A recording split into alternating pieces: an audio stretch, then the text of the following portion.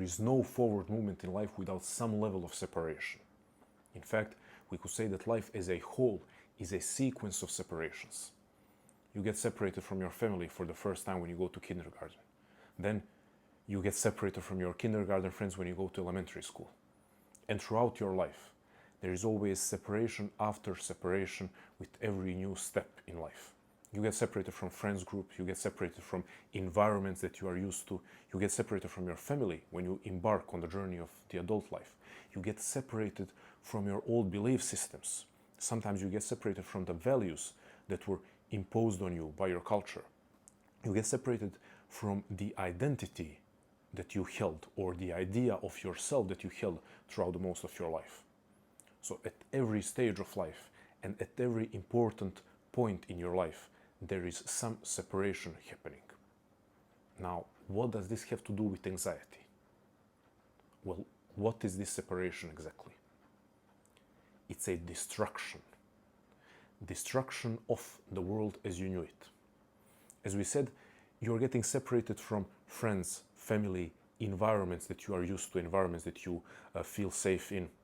Or you're getting separated from aspects of yourself that were created largely by these outside influences, forces, experiences. And parts of yourself being created by or being influenced by something external isn't negative. Let's be clear about that. So, a destruction is happening. Destruction of the world as you knew it. Well, what does destruction have to do with anxiety? Let's put another thing here. Creation, opposite of destruction. So, as you are creating yourself, as you are creating your life, as you are engaging in the project of self-creation, at every step of that project, you are at the same time engaging in destruction. Well, what is that if not a conflict? What does that mean if not that a human being who is engaging in life is at every step of life, at every important point in life, in some form of inner conflict? Every step that you are making forward on the journey of your life, every forward step that you're making on the journey and on the project of self-creation, self-actualization, with every step you're also enacting destruction. You're engaging in a destructive act.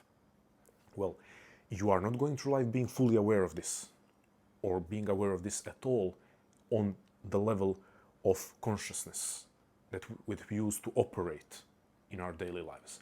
But somewhere deep down, you are aware of this, or your psyche is aware of this, however you want to consider it.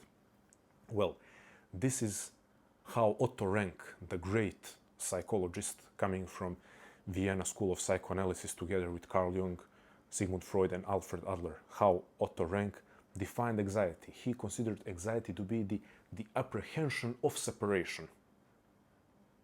So he was not the only one who recognized the destructive aspect in self-creation, but he defined anxiety like this. That also Otto Rank proposed that life is a sequence of separations. And then he said that anxiety has to be integral part of human experience because anxiety is apprehension of separation. Rollo May talked about this, and here is the meaning of anxiety by Rollo May.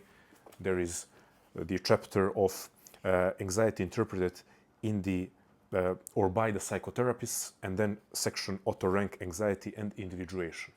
So Otto Rank inspired existential psychology and existential psychotherapy in a massive way. So Rollo May talked about this, talked about the inner conflict that comes with the project of self-creation or individuation or self-actualization. Rollo May talked about this, and Rollo May sent a message to all of us who care about our development, saying that in every act of self-creation there is an act of destruction. Then we had Carl Jung saying that every step, now I'm paraphrasing but pretty close, saying that every step in personality development or every step in the growth of personality involves or requires a destruction of an old world. What is an old world? An old world is that what you are familiar with. An old world is your family home. An old world is an old version of yourself. An old world is all of that stuff that we are not saying it's negative. We are not saying it's unhealthy. Maybe it's beautiful,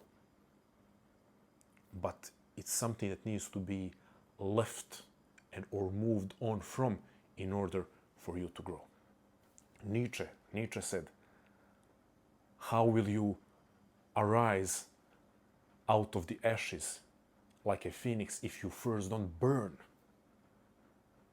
You know, all of these psychologists talk about, I would say in an interesting, encouraging way, at least for me, but then you have Nietzsche, who inspired all of them, who was, you know, dropping these poetic bombs. How will you rise out of the ashes if you don't burn yourself first? He also said, if you want to be the creator or the child that is being birthed out of the process of self-creation, you also have to be the birth giver and the pain of the birth giver. That's quite a heavy metaphor. If you want to be the creator of your life, and if you want to be the child that is born out of that creation, meaning if you want to continue creating yourself, if you want to continue coming up with new versions of yourself, you also have to be the child giver. Who is the child giver? The mother, the woman. What is the experience of childbirth? I mean, I don't know. Clearly, I cannot know what it feels like, but I've heard it's painful. And I think all of you have heard that it can be insanely painful. Well, if you want to be the creator, and if you want to continuously give birth to new versions of yourself, well, you better get ready for some pain. You better get ready for enduring the pain that a child giver, a birth giver, has to endure. So, what were all of these thinkers talking about? That there is an inherent conflict in you. Now, that doesn't mean something is wrong with you. Hopefully, you understand now that conflict doesn't mean that something is wrong with you. I talked about this many times. Inner conflict is a necessary component of human growth and development and human existence. So the conflict in you explains at least one type or version of anxiety, and that's the normal anxiety. It's been called in different ways by Rollo May, by Otto Rank, by different thinkers. We can call it by also Soren Kierkegaard. So we can call it normal anxiety, existential anxiety. We can call, or anxiety as understood by existential thinkers. We can call it constructive anxiety. It's not neurotic anxiety. Another video will be made on the difference between neurotic and normal or healthy anxiety. I've been having workshops in my community, Sisyphus Society. This is a shameless plug. Full-length, full-blown workshops, taking people on the journey of a nuanced perspective on anxiety, understanding that it is a creative force, or it can be a vitalizing creative force. But now, to deliver value here, if we understand what we said about separation, and if we understand what we said about destruction, we can understand perfectly that anxiety has to be part of the journey. Because there is no way that we can proceed through life without these separations happening. There is no way for the separation to happen without this destruction of a part of our old world, part of our identity.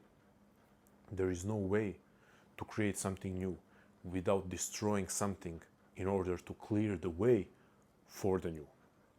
Then there is no way for you to not experience some level of anxiety, even though you're not thinking on a rational level about this.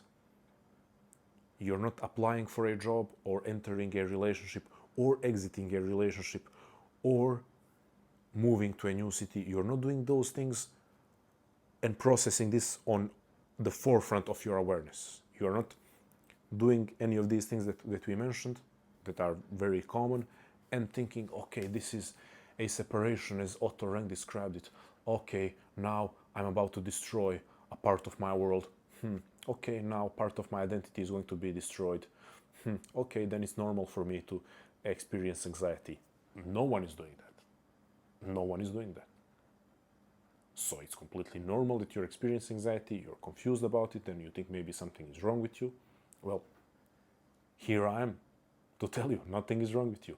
So maybe you should remember what we talked about in this video, and next time you should try to recognize what is the separation. Maybe you should have this silly, or at least silly sounding dialogue with yourself, identifying the separation, recognizing that it involves destruction of something from your old world, or current world that is about to become the old world, destruction of part of your old self or old identity in order for you to enter the new stage of your development. Maybe you should remind yourself of that. Is that going to remove anxiety? No. But you know what it is going to do? It's going to help you understand that this situation is perfectly normal, that nothing is wrong with you, that you are not sick, and is going to remind you about what the solution is. And you've probably been waiting, what's the solution? What can I do? There is only one solution. You still have to make that forward step. You watching this, I'm convinced that you're a person who wants to choose growth and development and individuation and self-actualization. So we are not even considering the option of retreating. We are considering it, on a larger scale of discussing this topic. Yes, some people will choose it, but if you want to grow and develop, if you want to experience what your life could be, then the only option is to still move forward despite anxiety.